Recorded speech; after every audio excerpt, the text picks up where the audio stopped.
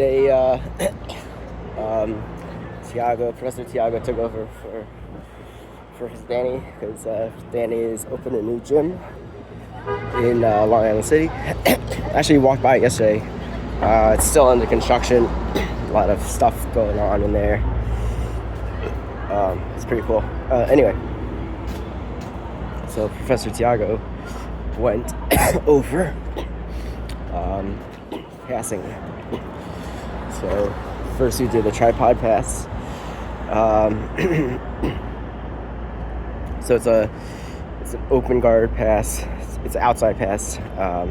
You grab the opposite ankle cuff and you circle around. Tim went over it a week or two ago. One emphasis is you pin the ankle that you have the grip on to the ground,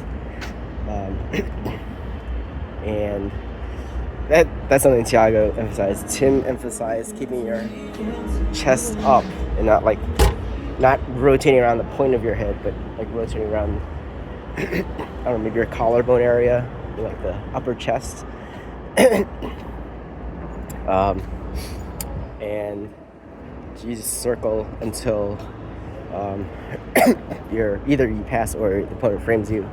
Put weight on them and then collapse. You can sort of squiggle your neck under one of the frames if possible, but your opponent can't really do anything if he's holding all your weight. So it's a good place just to collect yourself, find the next move, tire him out. So then second move was, what if they loop the other leg over you? So let's say I'm passing to my left side, so I have his right leg pinned. The left leg, people can, like, my natural instinct is to frame with the left leg to bring it in and frame. So that's covered by before, so you would just lean on the frame and collapse it. So what if they loop it around so it's over your head? So people would try that to regard. So they would loop their left leg around to my left shoulder, push against it, and hopefully free their right leg and then regard again. So if they do that, so if they loop it over, then you drop. So same scenario where I'm passing to my left. Drop my right knee and staple the leg that you have the ankle grip on. So now that frees your hand. And then you can put pressure on the leg that's high. So you're forcing them into a split. It's really uncomfortable. One time I tapped on it because I felt like my legs are tearing apart. So you can sit there as long as you want, because you have all your weight on the hips, and then you have pressure on their legs, so they can't really do anything. So you have your right leg stapling the leg. Then you can bring your hip across, your right hip across to the ground. So you are now behind them because they're still facing to your left when in the original orientation. Then you come back up and staple their bottom leg again, this time with the left leg.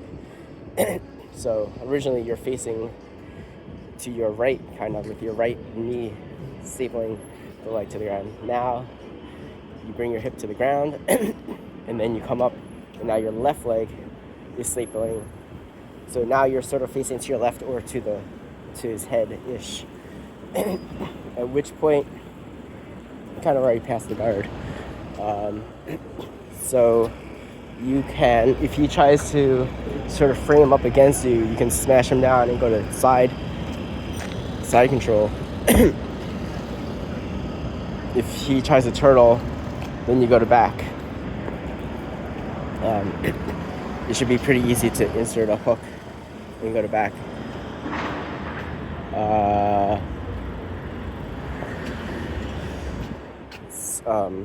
Go to back. Right. Okay, so then third option is before you go to side control or to the back, there's an opportunity for you to shoot your left arm through up to your elbow, and then you grab it, but you need to bring it above their arm because I think you have an underhook at this point in time. So you gotta give up the underhook, shoot it through to the neck, up to the elbow. You grip your sleeve of your other hand, and then do an ezikiel. So you bring your fist inside the neck and finish off the ezikiel.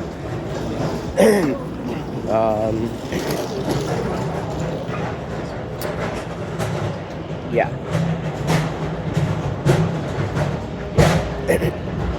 So that was the moves. I like how how it's a sequence, how one builds on the other. I mostly just do that, but I'd say it's a pretty good class.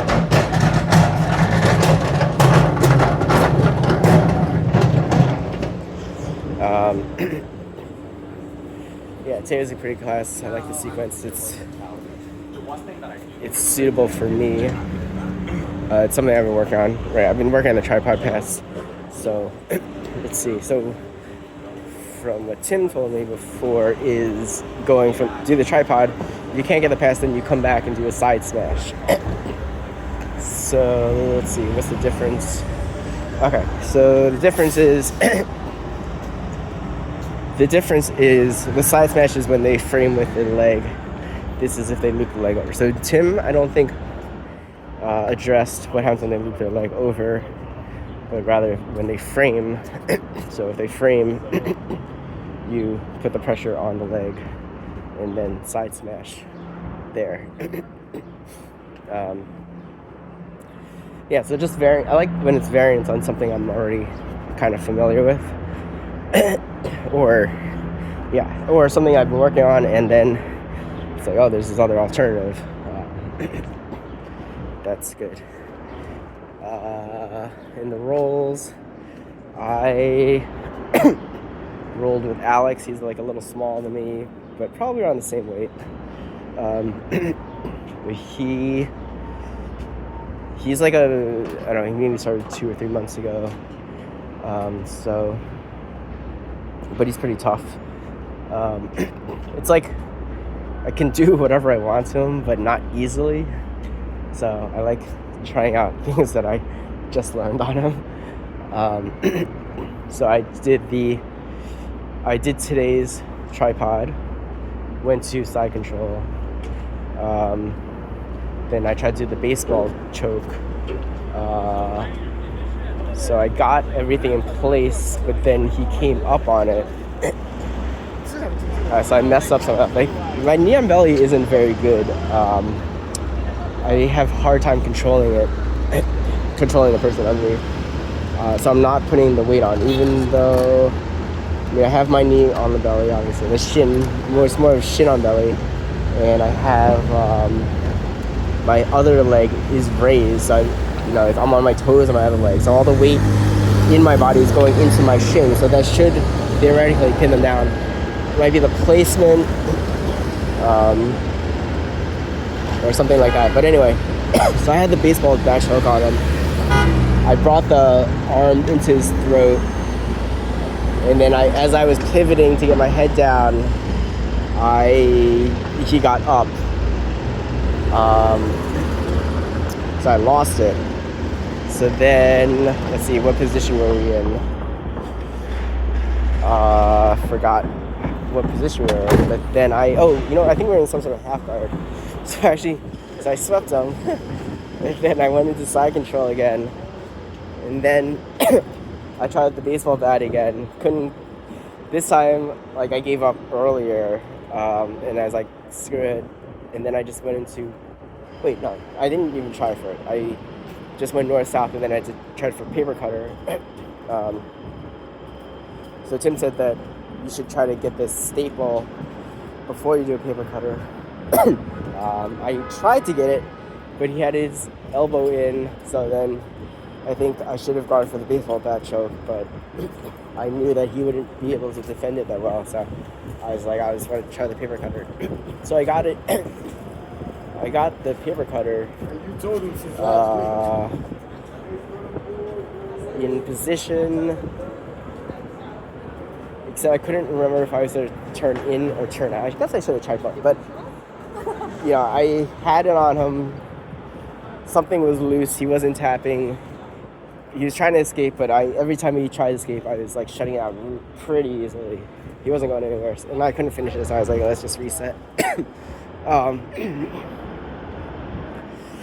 So I guess lesson is I'm still not good at paper cutter or baseball bat choke. But at least I was able to get into position for it.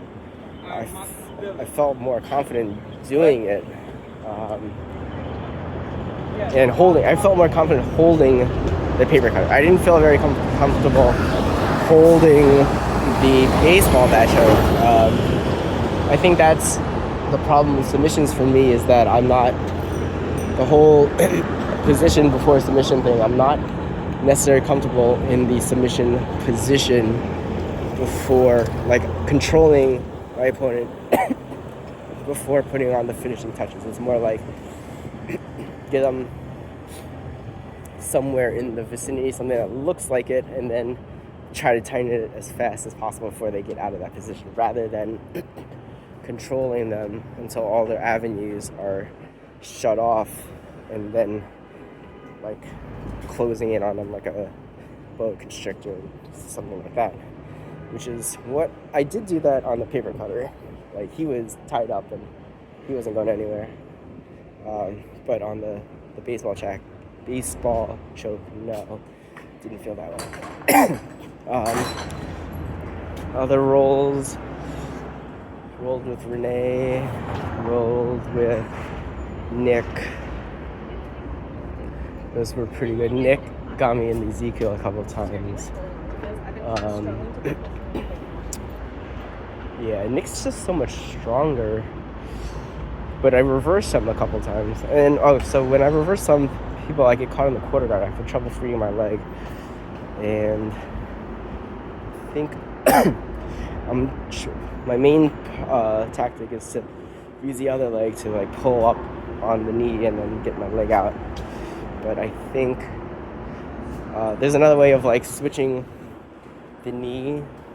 So sort of going from like a knee slice to something else. So putting the knee from one side to the other, that usually frees it up, supposedly, on some videos. But so I want to try that. I tried it once, but it was hard. When they're holding you tight, it's hard to get loose enough to get that action.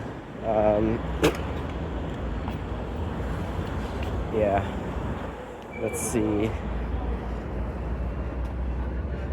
Yeah, I think that's about it. Pretty good day.